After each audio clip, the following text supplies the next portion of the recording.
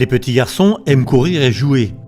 Uriel voulait être comme les autres garçons, mais il ne pouvait pas courir, il pouvait à peine marcher. Uriel, qui a grandi au Mexique, était malade depuis qu'il était tout petit. Il semblait que rien ne fonctionnait bien. Il souffrait d'hyperthyroïdie et d'une tumeur cérébrale, et depuis longtemps, même la marche était difficile. Ces complications de santé avaient affecté sa vie de façon dramatique. Lorsqu'il avait 11 ans, le médecin a décidé qu'Uriel avait besoin d'une opération pour enlever la tumeur au cerveau et réparer ses jambes. La grand-mère d'Uriel croyait au pouvoir de la prière et a convaincu sa mère d'aller à la réunion de prière de l'église la veille de l'opération. Le lendemain matin, le médecin a examiné les jambes d'Uriel une dernière fois avant l'opération. Il a été choqué de découvrir que les jambes d'Uriel allaient parfaitement bien. Le médecin a alors ordonné un scanner cérébral et la tumeur avait disparu. Dieu avait guéri Uriel. Il pouvait maintenant courir et jouer au foot avec les autres enfants. Après ce miracle, Uriel et sa mère ont donné leur cœur à Jésus et sont devenus membres d'une église adventiste.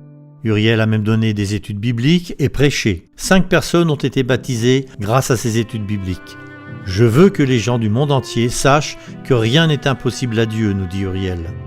Dieu a fait certainement l'impossible pour Uriel et d'autres habitants de la division interaméricaine, qui s'étend du Mexique du Nord à la Guyane du Sud.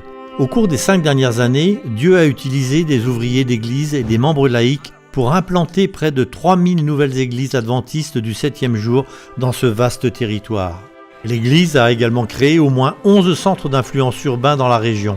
Ces centres suivent l'exemple du Christ qui a su se mêler aux gens et répondre à leurs besoins physiques et spirituels. Par exemple, un membre laïque a créé un centre au Guatemala pour réhabiliter et apporter de l'espoir aux personnes qui luttent contre la toxicomanie et l'alcoolisme. Beaucoup ont surmonté leur dépendance en se faisant soigner au centre et en apprenant à connaître Jésus. Et 1500 ont été baptisés. 3 autres pays de la région ont créé des centres d'influence pour s'occuper des immigrants d'un groupe ethnique asiatique spécifique.